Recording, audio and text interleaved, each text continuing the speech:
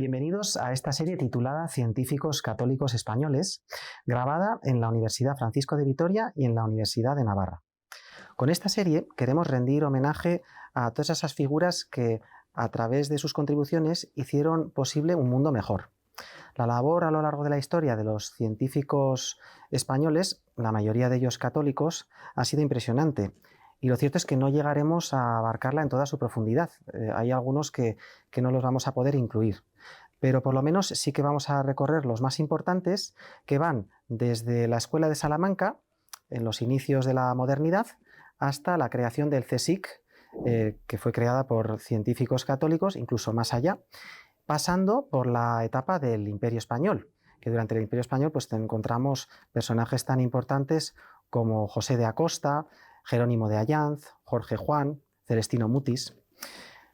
Bueno, pues quiero aprovechar también para recordar que la labor científica de España no se circunscribe solo a la península ibérica, sino que también se extiende a América, incluso a Filipinas, y podemos encontrar científicos en estas regiones. Otro dato también interesante es que en España se crearon entre la Edad Media y la modernidad pues alrededor de 30 universidades, y en América también pues, se crearon otras tantas, en Filipinas 3. Todo esto se hizo pues, entre los años 1550, 1800 aproximadamente, ¿no? Y bueno, pues en estas universidades además podían acudir los nativos, con lo que se creó una suerte de simbiosis que hizo crecer mucho más el conocimiento. Entonces, para este primer programa de la serie, que cuenta con el patrocinio de la Sociedad de Científicos Católicos de España, pues hemos querido invitar a León Gómez Rivas, catedrático de Ética y Pensamiento Económico de la Universidad Europea de Madrid. Bienvenido, León. Muchas gracias, es un gusto estar con vosotros. Muy bien, pues ¿cuándo podemos decir que nace más o menos la ciencia en España? Pues leía esta pregunta y como historiador lo primero que me generaba era un problema para definir cuándo existe España, ¿no? Claro, porque sí. Sí, no es la Hispania romana o los reinos visigóticos, San Isidoro de León, que es un científico de primerísima, San Isidoro de Sevilla, perdón, de primerísima categoría, pues es del siglo VII.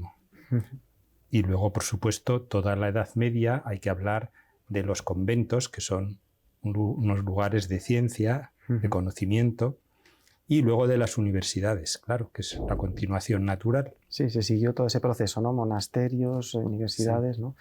Y de entre las universidades, la Universidad de Salamanca tiene un lugar especial, ¿no? Desde las primeras... Vamos a hablar sobre ella y me va a dar mucho gusto explicarlo esto con más pormenor. Efectivamente, esas universidades que eran las escuelas donde se formaban los que luego serían clérigos, en general los religiosos, sacerdotes, es el nombre que da a escolástica. Y se crearon en España muchas escuelas, muchas universitarias, en Europa también, y la Universidad de Salamanca pues, ha dado lugar a este nombre del que vamos a hablar varias veces, la Escuela de Salamanca, y ya no sé si me adelanto, y la economía, ¿no? Porque tiene como un momento de protagonismo importantísimo, que es cuando aparece allí Francisco de Vitoria. Que se puede decir que es el fundador de la Escuela de Salamanca. Sin ninguna duda, Francisco de Vitoria es el fundador de la Escuela de Salamanca. Luego se puede discutir o hasta dónde alcanza esa Escuela de Salamanca, o veremos, si es el caso, hablaremos de la escolástica tardía o la segunda escolástica, que son nombres que se usan también. Pero el dato que yo quería explicarles es que Vitoria trae a España una revolución en la enseñanza universitaria, que claro, en ese momento era sobre todo de teología, que es cambiar las sentencias de Pedro Lombardo por comentarios a la Suma de Santo Tomás.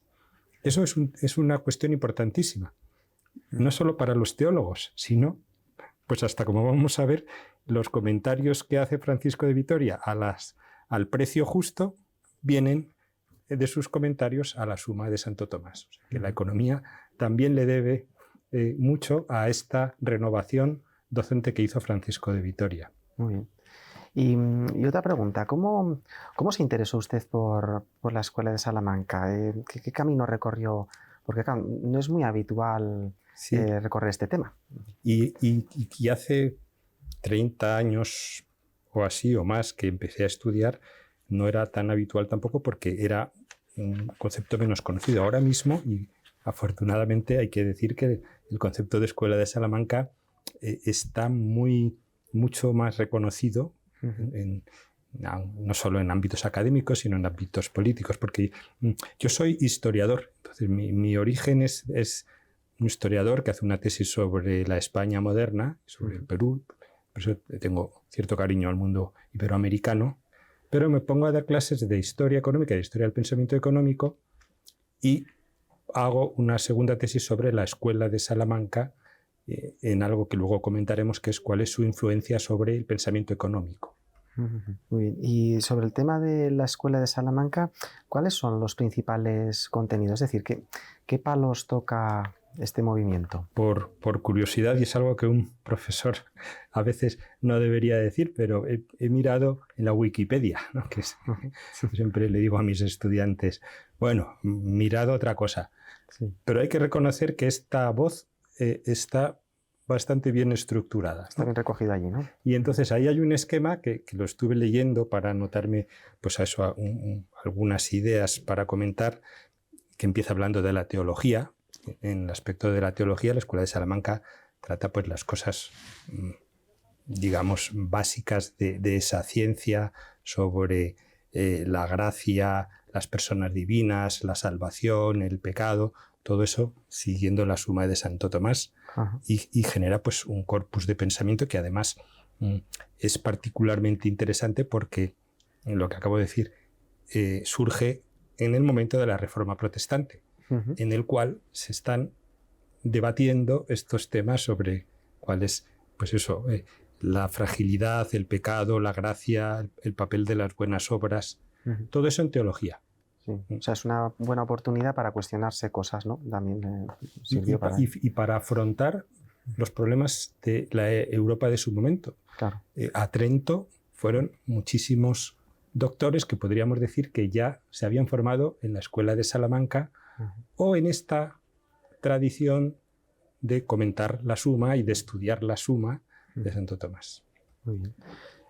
Más campos, por ejemplo, el campo del derecho pues también es un campo muy interesante porque surgen reflexiones en torno a la justicia.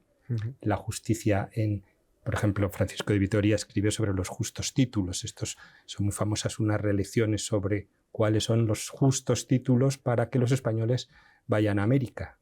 Eso, luego, si surge el tema, hablaremos, ¿no? Esas cosas surgen gracias también a la expansión de España, ¿no? Por América, si no igual no se hubieran cuestionado esas cosas. Claro, la historia tiene estas circunstancias que la Escuela de Salamanca nace cuando España está afrontando esa gran empresa que es llevar su cultura, su fe y su economía a ese nuevo mundo que ahora, además, este es un tema rabillosamente actual, con todas estas teorías indigenistas y toda esta reflexión sobre cuál es la memoria de la historia y todos esos movimientos. Déjeme que me extienda un momento sobre esto. Estos movimientos de derribar estatuas de conquistadores o evangelizadores. Por ejemplo, voy a decir una cosa que provocadora, ¿no? En estas universidades woke norteamericanas que de repente por California se dedican a derribar las estatuas de Fray Junípero Serra, que fue un franciscano pues, que hizo una labor buenísima de educación, de protección, de respeto a los nativos, ¿no? Sí. Claro, eso lo hicieron los españoles. Cuando llegó la independencia de América, eso quedó en territorio mexicano. Y luego la historia lo que nos enseña, porque esto no es ideología, es que los norteamericanos echaron a los mexicanos de esos territorios. La ocupación de California fue con las armas. Y todo eso acabó metiendo a los indios nativos que Fray Junípero había dignificado, educado, metiéndoles a esos nativos en reservas. Entonces es una ironía. Es una paradoja, ¿no? Que los herederos de los generales del séptimo de caballería que mataban a los comanches, que los comanches fueron ciudadanos españoles por las Cortes de Cádiz. Tenían la categoría de ciudadanos españoles. Bueno, me he extendido por aquí. Bien. Hemos hablado de teología, de derecho. Y también, bueno, pues hay otros temas igual, filosofía. Bueno, claro, la filosofía va muy unida a la teología. Hay un gran filósofo que es Francisco Suárez, que escribe unas disputaciones metafísicas que son el libro de texto de toda la Europa del siglo XVII, de toda la Europa moderna. Las cuestiones sobre, claro, van unidas, ¿no? Decía las personas divinas, pero las personas humanas, el ser, la esencia, toda la metafísica moderna se reestructura a partir de la lectura que hacen estos segundos escolásticos de la metafísica de Santo Tomás también. Muy bien. Y luego también está, claro, el tema de la economía, que es el campo, creo que el campo estrella, ¿no? Quizá el que más se suele No sé oír. Si podemos hablar un poco así más despacio de la economía. Sí. Adelante. Y luego recuperamos algún campo más sobre los que vayan ustedes aquí a comentar en este estudio de los científicos, ¿no? Porque, claro, ahora estamos hablando de científicos sociales o de las ciencias humanas o de las ciencias... Los ingleses llaman ciencias divinas. En español no se usa esa expresión para hablar de la teología, ¿no? Pero bueno, las ciencias humanas o ciertas sociales pues son ciencias y hemos hablado de muchas de ellas. La economía es una ciencia social, además como con cierta presunción de ser una ciencia muy importante, porque efectivamente hoy en día todo lo que ocurre en la economía pues nos afecta a todos, ¿no? Es lo que mueve el mundo, ¿no? Sí. Pues estos autores, y esto es algo que decía que se ha reconocido tardíamente y en España más que en otros lugares, ¿no? porque han sido norteamericanos o ingleses y en fin. Pues bueno, hoy en día ya es muy común y afortunadamente da gusto verlo, está extendido reconocer que hay muchas teorías económicas que estos autores las descubrieron. O sea que son pioneros, ¿no? En este tema, sí. Desde su reflexión filosófico-teológica o jurídica respecto a esa palabra que hemos usado antes, la justicia. Por ejemplo, el precio justo. ¿Cuál es el precio justo? Pues luego a lo mejor si nos da tiempo leeremos algunos textos que explicaron cómo funciona el mercado. Porque veíamos en un momento en el que España estaba en esa grandísima expansión atlántica de comercio y empiezan a llegar a Sevilla barcos cargados de plata. Y cada vez que llegaba una flota con plata, resulta que en Sevilla subían los precios. Y hay una inquietud de los propios comerciantes, de los compradores, de los universitarios para decir, ¿qué está pasando? Aquí hay alguien que está robando. Ya. ¿Qué hacemos, ¿no? con esta situación? Y se ponen a pensar estos escolásticos. Y dicen, no, suben los precios porque hay una relación entre la cantidad de dinero en circulación y los bienes. Esto hoy estudian los estudiantes de economía en primer curso, ¿no? La teoría cuantitativa del dinero. Si abunda mucho el dinero, el valor relativo del dinero baja. Y es exactamente lo que pasó en la Sevilla del siglo XVI y XVII. Y estos doctores lo explicaron. El precio justo es el que ocurre en la plaza, dice, cuando hay compradores y vendedores y de una forma natural.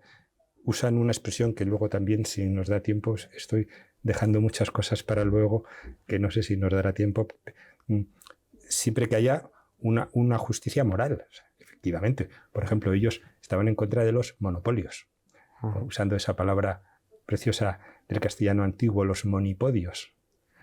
Claro, si hay un comerciante que esconde mercancías para que haya escasez, pues puede subir el precio.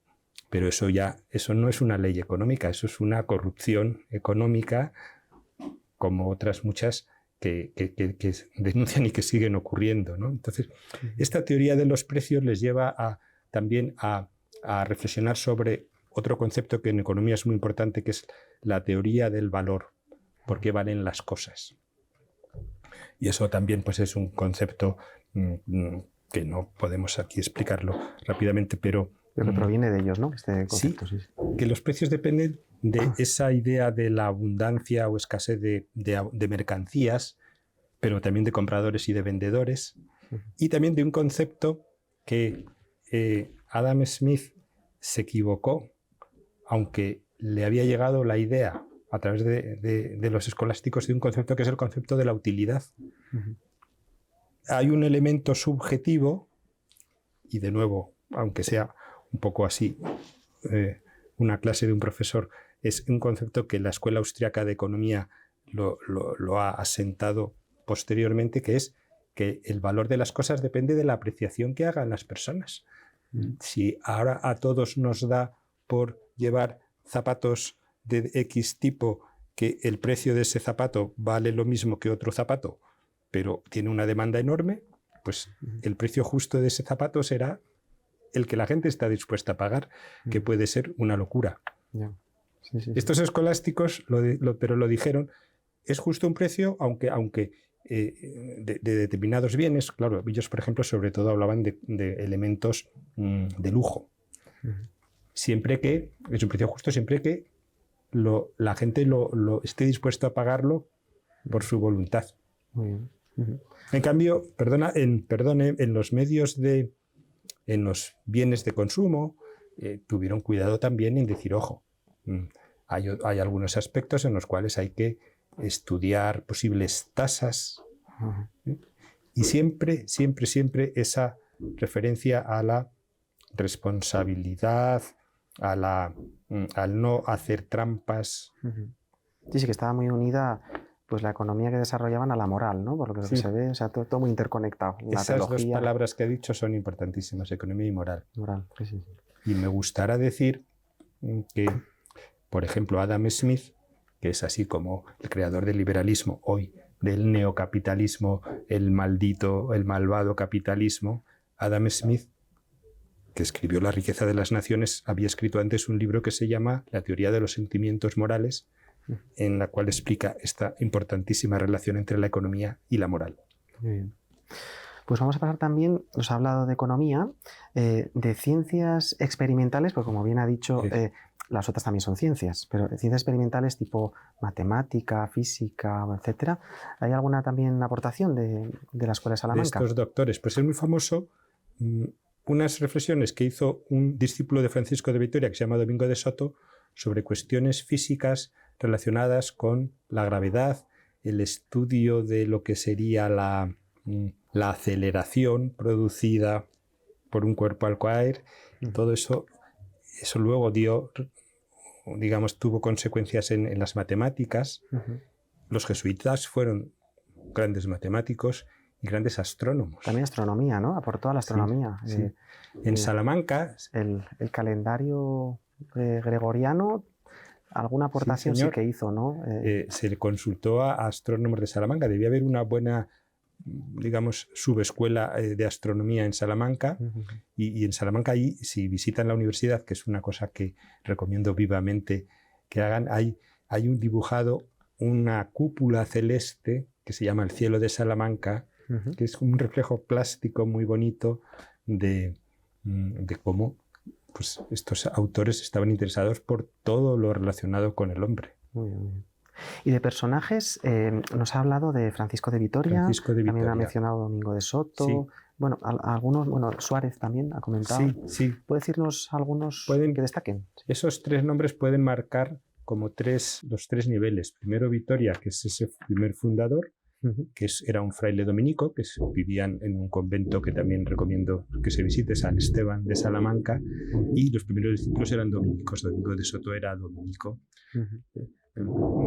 Hay luego una siguiente generación en la que ya participan pues otros muchos órdenes. Hay Fray Luis de León, había estudiado en Salamanca en la época de Vitoria o de Soto, agustinos, y luego hay un cambio generacional muy interesante, porque es cuando los jesuitas claro, que era una orden entonces recién creada, ¿sí?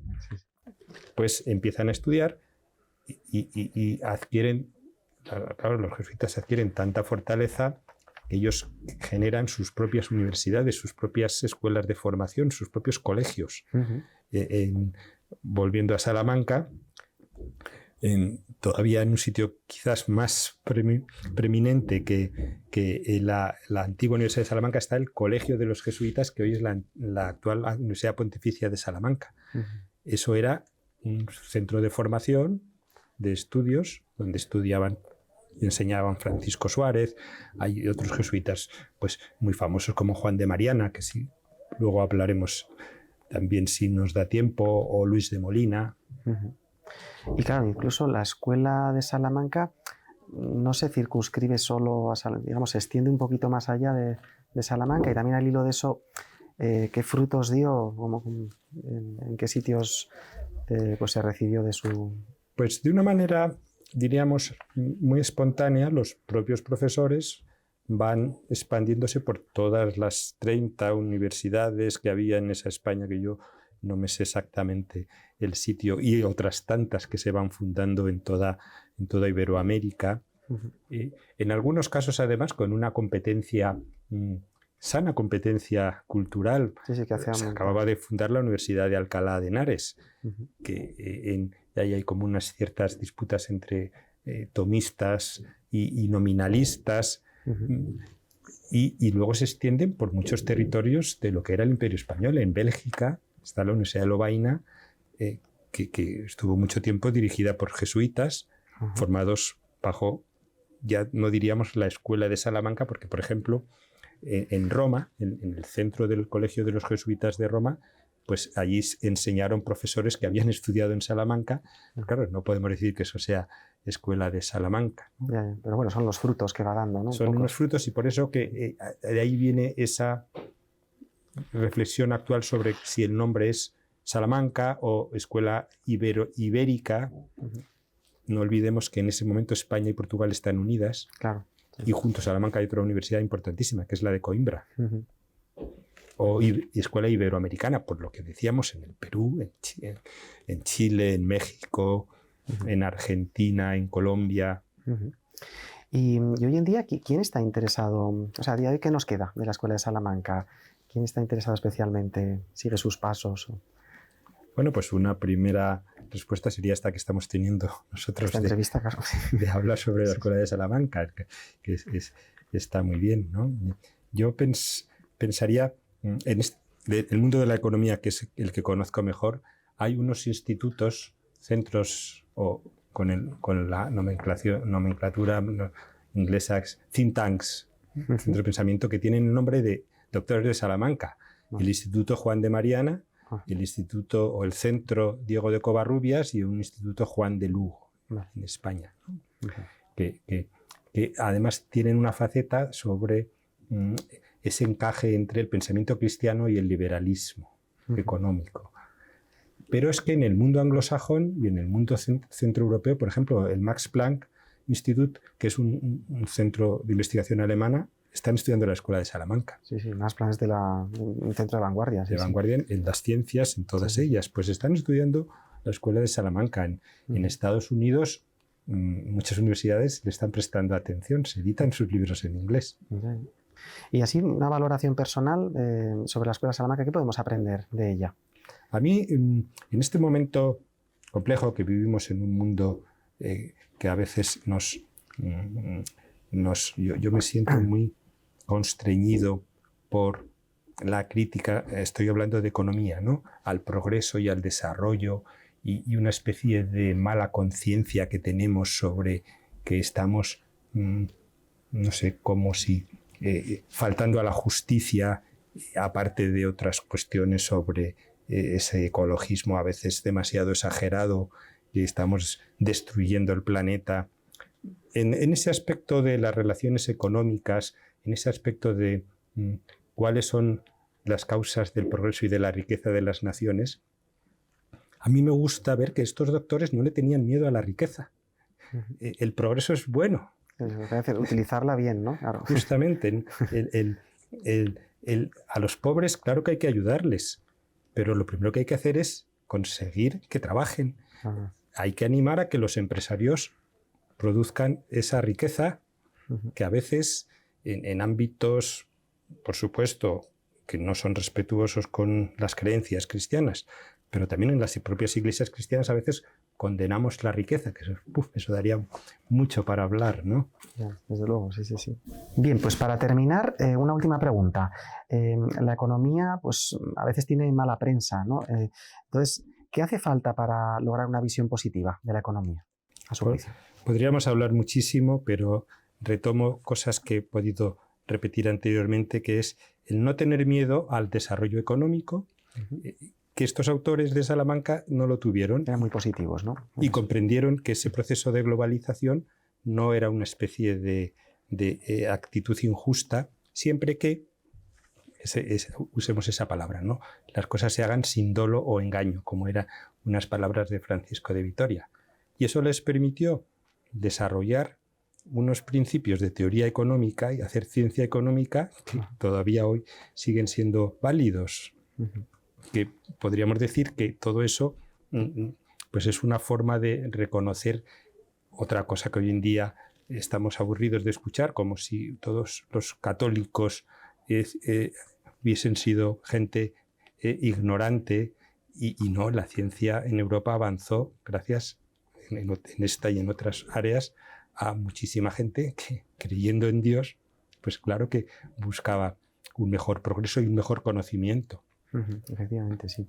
Muy bien, pues muchas gracias, León, por habernos ilustrado pues, con todas estas cuestiones de la Escuela de Salamanca, y pues nos despedimos. Les agradecemos a la Universidad Francisco de Vitoria y a la Universidad de Navarra por habernos cedido sus instalaciones para la grabación de este programa, y les esperamos en el próximo de Científicos Católicos Españoles. Muchas gracias.